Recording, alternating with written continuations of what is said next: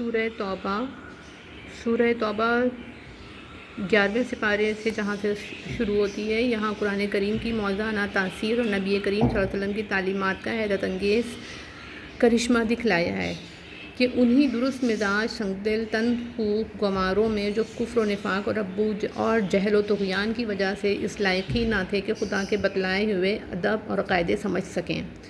نبی کریم صلی اللہ علیہ وسلم کی تعلیم اور قرآن کریم کی آواز نے ایسے عارف اور مخلص افراد پیدا کر دیے جو سب چیزوں پر ایمان رکھتے ہیں اور خدا کی راہ میں جو کچھ خرچ کرتے ہیں خاص قرب الہی حاصل کرنے اور پیغمبر علیہ السلام کی دعا لینے کی غرض سے کرتے ہیں۔ اعراب مومنین کے بعد مناسب معلوم ہوا کہ زومائے داعیان مومنین کا کچھ ذکر کیا جائے، یعنی جن مہاجرین نے ہجرت میں سبقت و اولیت کا شرف حاصل کیا اور جن انصار نے نصرت و اعانت میں پہل کی۔ خدا کی خوشنودی اور حقیقی کامیابی حاصل ہو چکی، جیسے انہوں نے پوری خوشدلی اور انشرح قلب کے ساتھ حق تعالیٰ کے احکام تشریع اور قضائے تکوینی کے سامنے گردنیں جھکا دیں۔ بعض نے کہا ہے کہ وہ مہاجرون انصار مراد ہیں جو ہجرت سے پہلے مشرف باسلام ہوئے، بعض کے نزدیک وہ مراد ہیں جنہوں نے دونوں قبلوں کعبہ و بیت المقدس کی طرف نماز پڑھی، بعض کہتے ہیں کہ جنگ بدر تک مسلمان سابقین اولین ہیں، بعض حدیبیہ تک اسلام لانے والوں کو اس کا مصداق قرار دیتے ہیں، اور بعض مفسرین کی رائے ہے کہ تمام مہاجرین و انصار اطراف کے مسلمانوں اور پیچھے آنے والی نسلوں کے اعتبار سے سابقین اولین ہیں۔ پہلے سے دیہاتی عربوں کا ذکر چلا آ رہا ہے، درمیان میں اعراب مومنین کے تذکرے سے مہاجرین و انصار کی طرف کلام منتقل ہو گیا۔ اب اس آیت میں خاص مدینہ اور اس کے آس پاس رہنے والوں کا بیان ہے، یعنی بعض اہل مدینہ اور گرد و پیش کے رہنے والے نفاق کے خوگر ہو چکے ہیں اور اسی پر اڑے ہوئے ہیں۔ اس قسم کی ظاہری علامات ان کا پردہ فاش نہیں کرتی۔ بڑا عذاب دوزخ کا ہے۔ سورہ نساء رکوع 21، اس سے قبل کم از کم 2 بار ضرور عذاب میں مبتلا کیے جائیں گے، ایک عذاب قبر، دوسرا وہ عذاب جو اسی دنیوی زندگی میں پہنچ کر رہے گا۔ مثلاً ابن عباس کی ایک روایت کے موافق حضور صلی اللہ علیہ وسلم نے جمعے کے روز منبر پر کھڑے ہو کر تقریباً 36 آدمیوں کو نام بنام پکار کر فرمایا، یعنی تو منافق ہے، مسجد سے نکل جا۔ یہ رسوائی ایک قسم عذاب کی تھی، یا پہلے اسی صورت میں گزرا کہ ان کے اموال و اولاد کو حق تعالیٰ نے ان کے حق میں عذاب بنا دیا، یا ان میں کے بعض بھوک وغیرہ آفات ارضی تمامی میں مبتلا ہو کر ذلت کی موت مرے، یا اسلام کی ترقی و عروج کو دیکھ کر غیظ کھانا اور دانت پیسنا، یہ بھی ان کے حق میں سوہانے روح تھا۔ میرے نزدیک یہ سب قسم کے عذاب کے احاطے میں داخل ہیں، اور 2 کا عدد یا تو مطلق تعداد کے لیے ہے جیسے، اور یا 2 بار سے مراد نوعی اسنیت ہے، یعنی عذاب قبر اور عذاب قبل الموت۔ اہل مدینہ میں اگر ایک طرف یہ منافقین ہیں جو اپنی شرارتوں اور جرموں کو پردہ نفاق میں چھپاتے اور ان پر سختی سے اڑے رہتے ہیں، تو دوسری جانب بعض وہ مسلمان ہیں جن سے بشریت کوئی خطا قصور سرزد ہو جائے تو نادم ہو کر بے تامل اپنے گناہوں کا اقرار کرتے ہیں۔ ان کی بھلائی اور برائی مخلوط ہے۔ برائی تو مثلاً یہ ہے کہ نفیر عام کے باوجود نبی کریم صلی اللہ علیہ وسلم کی دعوت پر غزوہ تبوک میں حاضر نہ ہوئے، اس غیر حاضری پر دل سے پشیمان و متاسف ہونا اور ظاہراً اور باطناً توبہ کرنا، اور دوسری اعمال صالحہ، نماز، روزہ، زکوٰۃ، حج یا دوسرے غزوات کی شرکت وغیرہ بجا لانا، یہ سب ان کی بھلائیوں کی فہرست میں داخل ہیں۔ ایسے حضرات کو حق تعالیٰ نے معافی کی امید دلائی ہے۔ مفسرین نے لکھا ہے کہ یہ آیت حضرت ابو لبابہ اور ان کے چند ہمراہیوں کے حق میں نازل ہوئی جو محض کسل اور تناسانی کی وجہ سے تبوک میں حاضر نہ ہوئے، لیکن جب تبوک سے حضرت صلی اللہ علیہ وسلم کی واپسی معلوم ہوئی تو غایت و ندامت سے ان سب نے اپنے کو مسجد کے ستونوں سے باندھ دیا اور قسم کھائی کہ جب تک نبی کریم صلی اللہ علیہ وسلم اپنے ان مجرموں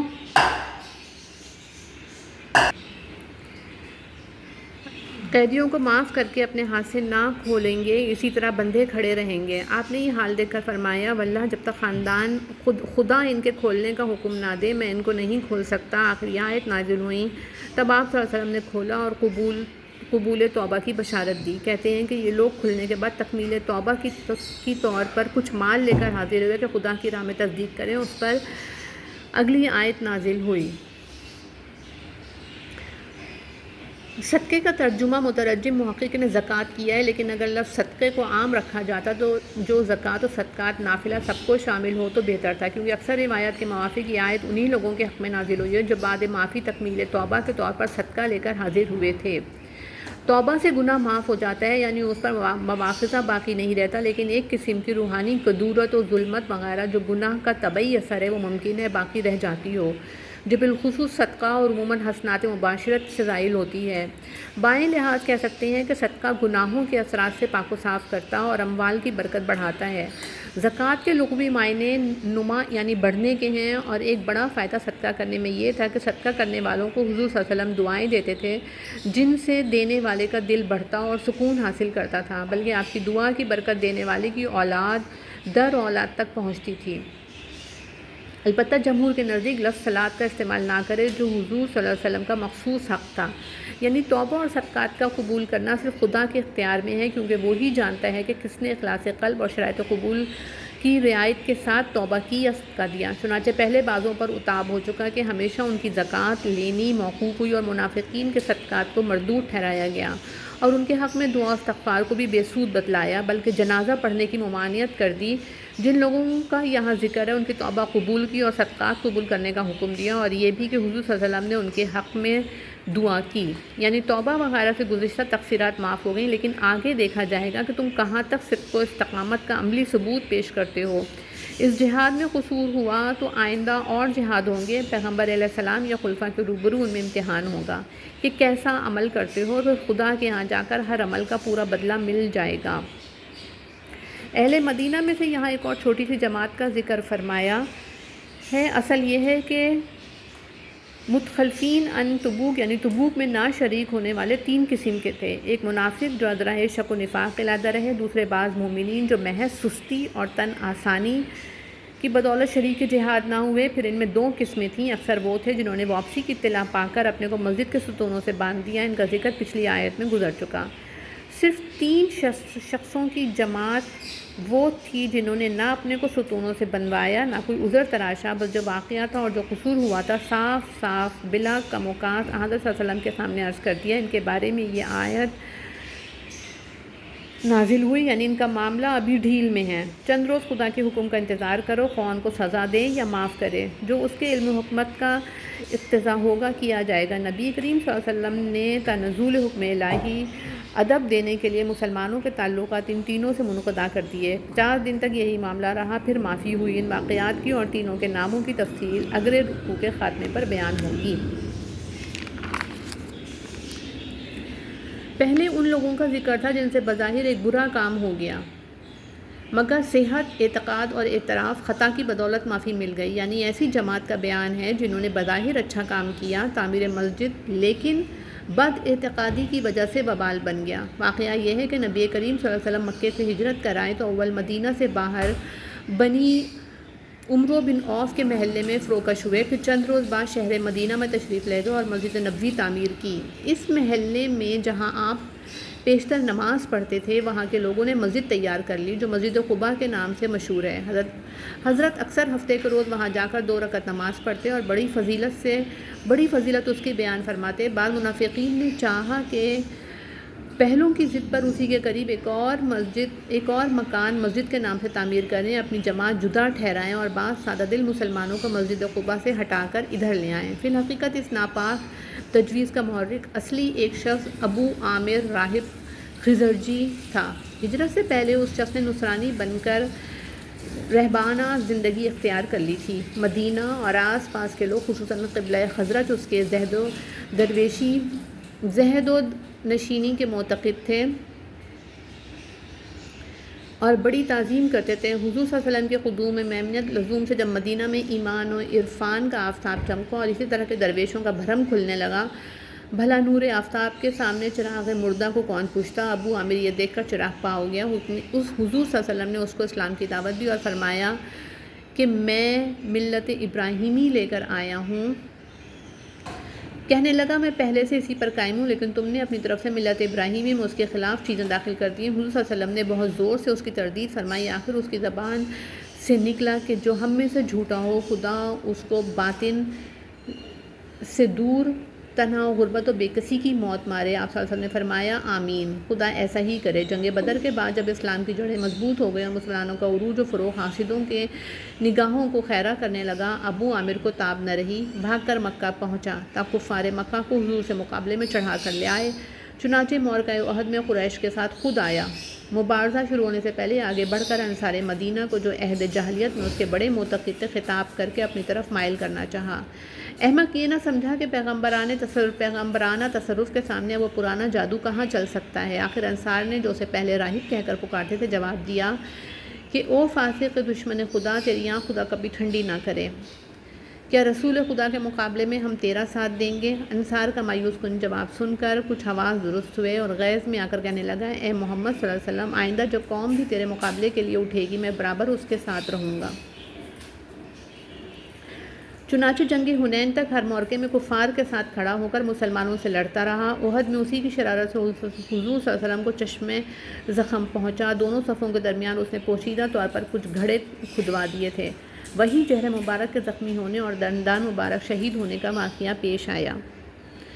حنین کے بعد جب ابو عامر نے محسوس کر لیا کہ عرب کی کوئی طاقت اسلام کو کچلنے میں کامیاب نہیں ہو سکتی، تو بھاگ کر ملک شام پہنچا اور منافقین مدینہ کو خط لکھا کہ میں قیصر روم سے مل کر ایک لشکر جرار محمد صلی اللہ علیہ وسلم کے مقابلے میں لانے والا ہوں، جو چشمے زون میں ان کے سارے منصوبے خاک میں ملا دے گا اور مسلمانوں کو بالکل پامال کر کے چھوڑے گا۔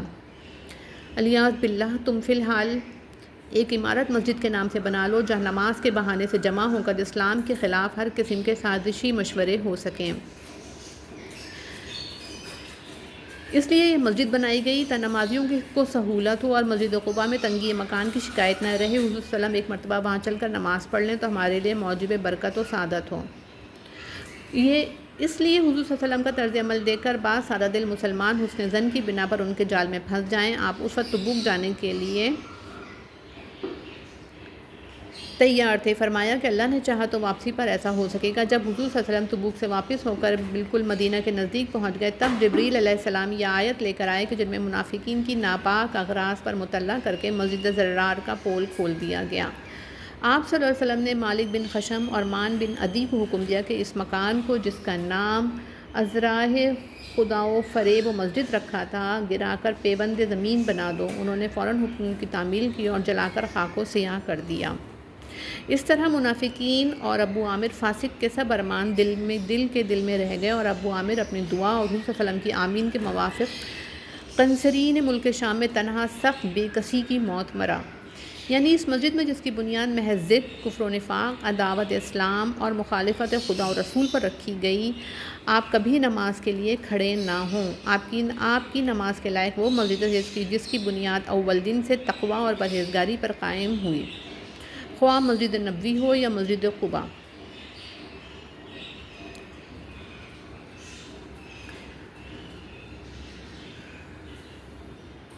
یعنی جس کام کا بنیاد تقویٰ، یقین اور اخلاص اور خدا کی رضا جوئی پر ہو، وہ نہایت مستحکم اور پائیدار ہوتا ہے۔ ربا کا ترجمہ کیا ہے؟ شبہ، جس سے مراد نفاق ہے۔ یعنی اس عمل بد کا اثر یہ ہوا کہ ہمیشہ ان کے دلوں میں جب تک موت انہیں پارا پارا نہ کر ڈالے نفاق قائم رہے گا، جیسے اسی صورت میں پہلے گزر چکا۔ بعض مترجمین نے ربا کے معنی کیے ہیں کھٹکنا، یعنی جو عمارت انہوں نے ناپاک مقاصد کے لیے بنائی تھی، مگر حق تعالیٰ نے اپنے پیغمبر کو مطلع کر کے ان کے تمام پلید مقاصد کا خاتمہ کر دیا۔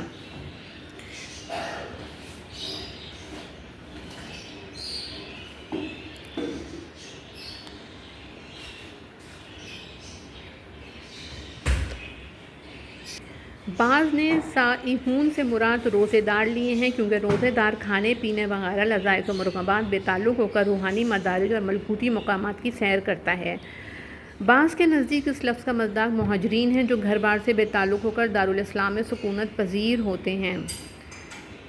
خلاصہ یہ ہے کہ بے حکم شرع کوئی قدم نہ اٹھائے۔ یہ سب صفات ان مومنین کی ہوئیں جو جان و مال سے خدا کے ہاتھ پر بک چکے تھے۔ مومنین جب جان و مال سے خدا کے ہاتھ بے ہو چکے تو ضروری ہے کہ تنہا اسی کے ہو کر رہیں۔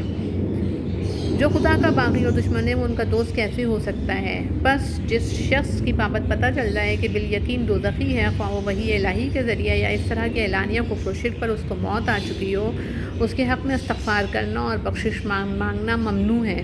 بعض روایات میں ہے کہ یہ آیت حضرت صلی اللہ علیہ وسلم کی والدہ حضرت آمنہ کے بارے میں نازل ہوئی۔ بعض احادیث میں مذکور ہے کہ آپ کے چچا ابو طالب کے حق میں اتری، اور بعض نے نقل کیا مسلمانوں نے چاہا کہ اپنے آبائے مشرکین کے لیے جو مر چکے تھے استغفار کریں۔ اس آیت میں ان کو منع کیا گیا۔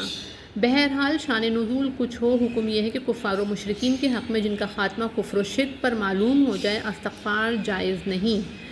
حضور صلی اللہ علیہ وسلم کے والدین کے بارے میں علماء اسلام کی اقوال بہت مختلف ہیں۔ بعض نے ان کو مومن و ناجی ثابت کرنے کے لیے مستقل رسائل لکھے، اور شرح حدیث نے محدثانہ متکلمانہ بحثیں کی ہیں۔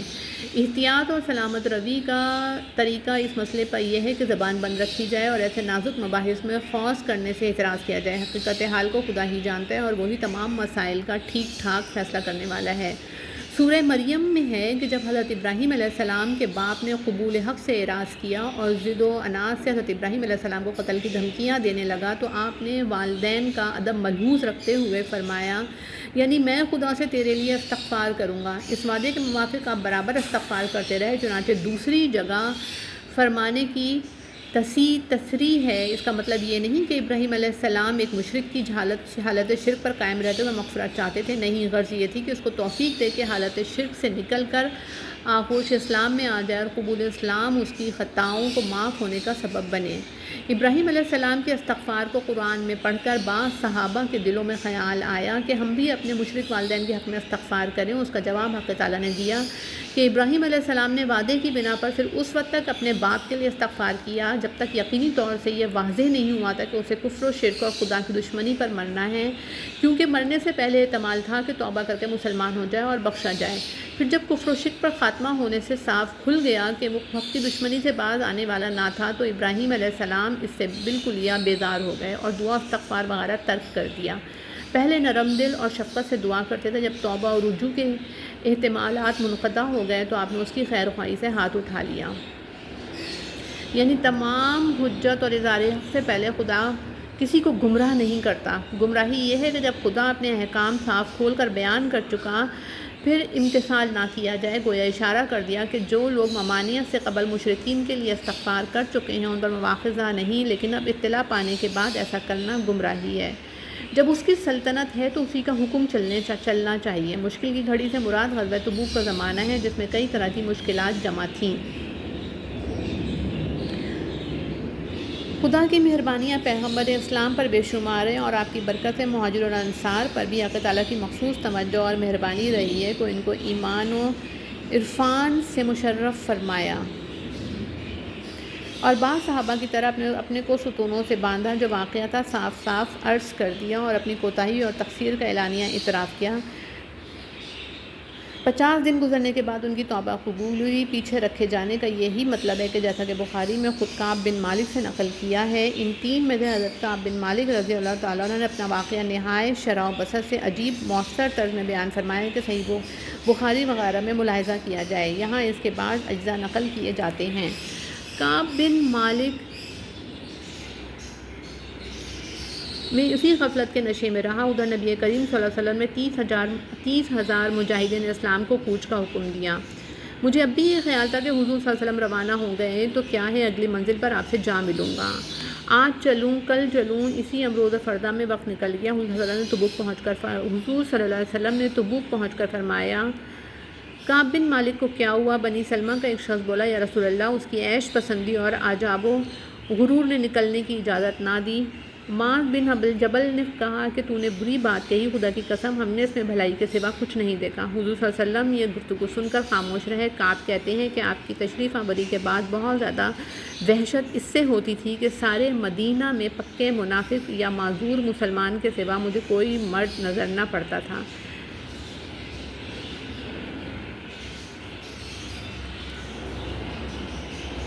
لیکن مگر یہاں تو معاملہ ایک ایسی ذات مقدس ہے جسے جھوٹ بول کر اگر میں راضی بھی کر لوں تو تھوڑی دیر کے بعد خدا اسی کو سچی بات پر مطلع کر کے مجھ سے ناراض کر دے گا۔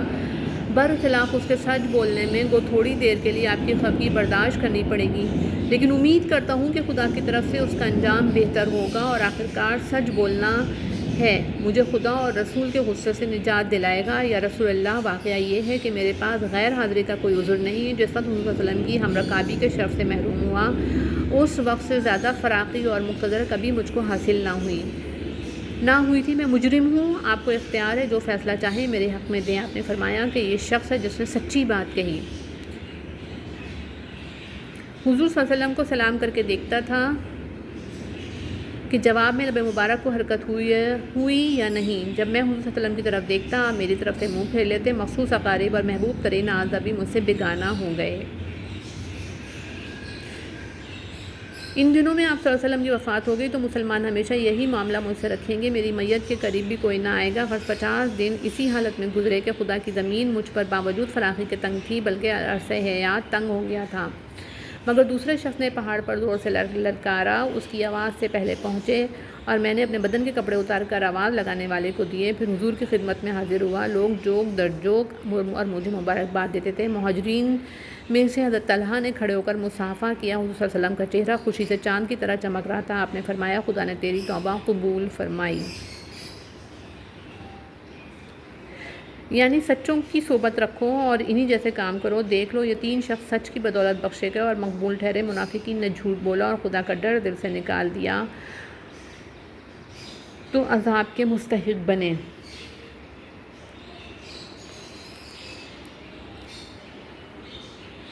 گزشتہ رکوعات میں جہاد میں نکلنے کی فضیلت اور نہ نکلنے پر ملامت تھی۔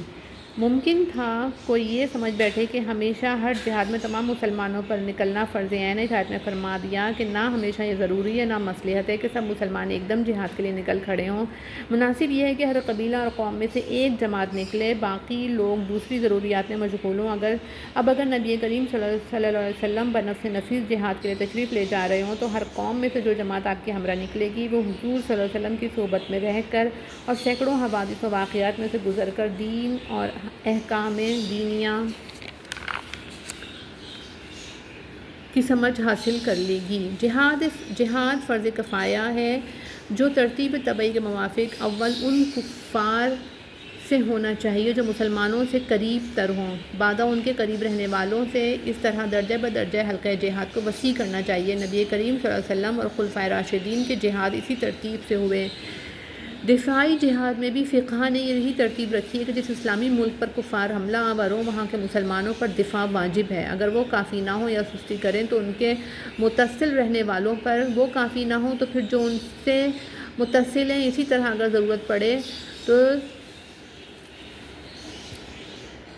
مشرق سے مغرب تک جہاد فرض ہوتا چلا جائے گا۔ مومن کی شان یہ ہے کہ اپنے بھائی کے حق میں نرم اور دشمنان خدا اور رسول کے معاملے میں سخت تو شدید ہو، تاکہ اس کی نرمی اور ڈھیلا پن دیکھ کر دشمن جری نہ ہو جائے۔ یعنی خدا سے ڈرنے والے کو کسی کافر قوم سے ڈرنے اور دبنے کی کوئی وجہ نہیں، جب تک اور جس قدر مسلمان خدا سے ڈرتے رہے اسی وقت تک اور اسی قدر ان کو کفار پر غلبہ حاصل ہوتا رہا۔ حق تعالیٰ ہمارے دلوں میں اپنا ڈر پیدا کر دے۔ جب کوئی صورت قرآنی نازل ہوتی تو منافقین آپس میں ایک دوسرے یا بعض سادہ دل مسلمانوں سے عذرا استہزاء و تمسخر کہتے کہ کیوں صاحب تم میں سے کس کا ایمان اس صورت نے بڑھایا؟ مطلب یہ تھا معاذ اللہ اس صورت میں رکھا ہی کیا ہے؟ کون سے حقائق و معارف جو ایمان و یقین کی ترقی کا موجب ہوں؟ حق تعالیٰ نے جواب دیا کہ بے شک کلام الہی سن کر مومنین کے ایمان میں تازگی اور ترقی ہوتی ہے اور قلوب مسرور و منشرہ ہوتے ہیں۔ جن کے دلوں میں کفر و نفاق کی بیماری اور گندگی ہے، ان کی بیماری اور گندگی میں اضافہ ہو جاتا ہے۔ یعنی ہر سال کم از کم 1-2 مرتبہ ان منافقین کو فتنہ اور آزمائش میں ڈالا جاتا ہے، مثلا قحط، بیماری وغیرہ کسی آفت ارضی و سماوی میں مبتلا ہوتے یا پیغمبر علیہ السلام کی زبانی ان کا نفاق اعلانیہ ظاہر کر کے رسوا کیا جاتا ہے، یا جنگ و جہاد کے وقت ان کی بزدلی اور تیرہ باطنی بے نقاب کر دی جاتی ہے، مگر وہ ایسے بے اور بد باطن واقع ہوئے ہیں کہ تازیانے کھا کر بھی ٹس سے مس نہیں ہوتے، پچھلی خطاؤں سے توبہ کرتے ہیں، نہ آئندہ کو نصیحت پکڑتے ہیں۔ جس وقت وحی نازل ہوتی اور منافقین مجلس میں موجود ہوتے تو کلام الہی کا سننا ان پر بہت شاق گزرتا تھا، خصوصاً وہ آیات جن میں ان کے عیوب کھولے جاتے تھے۔ اس وقت ایک دوسرے کی طرف کنکھیوں سے اشارہ کرنے اور ادھر ادھر دیکھتے کہ مجلس میں کسی مسلمان نے ہم کو پرکھا نہ ہو، پھر نظر بچا کر شتاب مجلس سے کھسک جاتے تھے۔ جس چیز سے تم کو تکلیف یا سختی پہنچے وہ ان پر بہت بھاری ہے۔ ہر ممکن طریقے سے آپ یہی چاہتے ہیں کہ امت پر آسانی ہو اور دنیا پر بھی عذاب سے محفوظ رہیں۔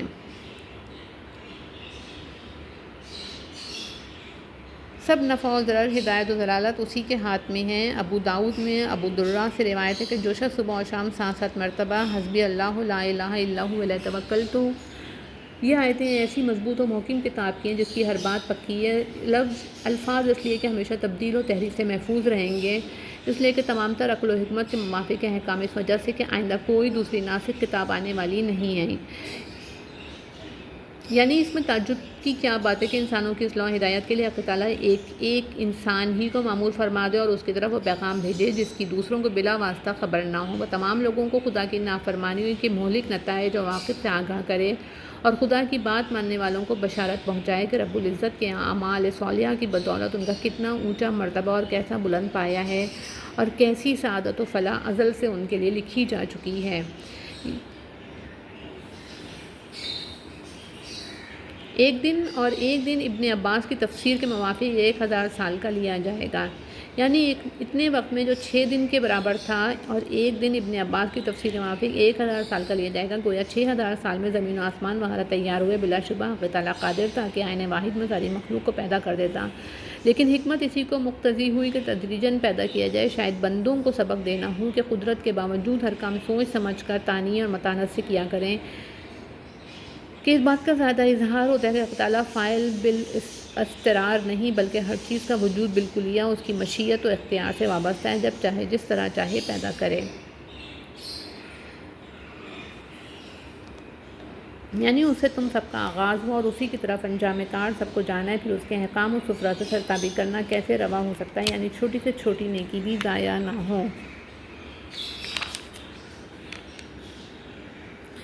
بعض کے نزدیک نور عام ہے، ضیاء سے ضیاء خاص اس نور کو کہتے ہیں جو زیادہ تیز اور چمکدار ہو۔ بعض نے کہا کہ جس کی روشنی ذاتی ہو وہ ضیاء اور جس کی دوسرے سے مستفاد ہو وہ نور ہے۔ سورج کی روشنی عالم اسباب میں کسی دوسرے قرہ سے حاصل نہیں ہوئی۔ چاند کی روشنی البتہ سورج سے مستفاد ہے، اور بعض محققین نے دونوں میں یہ فرق بتلایا ہے کہ نور مطلق روشنی کو کہتے ہیں، ضیاء اور ضو اس کے انتشار پھیلاؤ کا نام ہے۔ سورج کی روشنی کا پھیلاؤ چونکہ زیادہ ہے اس لیے ضیاء سے تعبیر فرمایا، یعنی روزانہ بتدریج گھٹتا بڑھتا ہے۔ سورہ یاسین رکوع 3۔ علماء ہیئت نے اس کے دورے کی تقسیم کر کے 28 منزلیں مقرر کی ہیں جو 12 بروج پر منقسم ہیں۔ قرآن میں خاص ان کی مصطلحات مراد نہیں، مطلق سیر و مسافت کی مدارج مراد ہیں، یعنی برسوں کی گنتی اور مہینوں اور دنوں کے چھوٹے موٹے حساب سب چاند سورج کی رفتار سے وابستہ کر دیا۔ اگر چاند سورج نہ ہو تو دن رات، قمری اور شمسی مہینے اور سال وغیرہ کیسے متعین ہو؟ حالانکہ علاوہ دنیوی زندگی اور معاشی کاروبار کے بہت سے احکام شرعیہ میں بھی تعین اوقات کی ضرورت ہے۔ یعنی سمجھدار لوگ مصنوعات کے اس نظام کو دیکھ کر خداوند قادر و حکیم کا ہستی کا سراغ پاتے ہیں اور مادیات کے انتظام سے روحانیت کے متعلق بھی اندازہ کر لیتے ہیں کہ وہاں کی دنیا میں کیسے کیسے چاند سورج خدا نے پیدا کیے ہوں گے۔ انہی کو انبیاء و مرسلین کہہ لیجئے۔ یعنی دل و دماغ سے، زبان سے، ہاتھ پاؤں سے جو کچھ انہوں نے کمائی کی اس کا بدلہ دوزخ کی آگ ہے۔ یعنی ایمان کی بدولت اور اس کی روشنی میں حق تعالیٰ مومنین کو مقصد اصلی جنت تک پہنچائے گا۔ جنتی ملاقات کے بعد ایک دوسرے کو سلام کریں گے جیسے دنیا میں مسلمانوں کا دستور ہے۔ نیز فرشتوں کا جنتیوں کو سلام کرنا بلکہ خود خداوند رب العزت کی طرف سے تحفہ سلام کا آنا قرآن میں منصوص ہے۔ سلام قولا من رب الرحیم۔ اب اگر خدا تعالیٰ ان کی درخواست و دعا کے موافق فوراً ہاتھوں ہاتھ کوئی عذاب اس قدر جلد ان کو پہنچا دے جتنی جلد وہ بھلائی کے پہنچنے کی خواہش رکھتے ہیں، تو بدی کے وبال سے 1 منٹ بھی فرصت نہ پائیں اور رشتہ حیات اسی وقت منقطع ہو جائے۔ مگر خدا کے یہاں نیکی و بدی دونوں میں حسب مصلحت تاخیر و تحمل ہوتا ہے تا نیک لوگ تربیت پائیں اور بدکار غفلت میں پڑے رہ کر پیمانہ شرارت لبریز کر لیں۔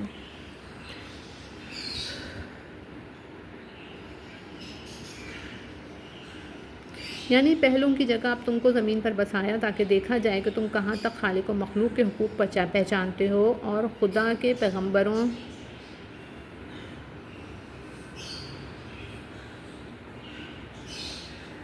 کے ساتھ کیا معاملہ کرتے ہو۔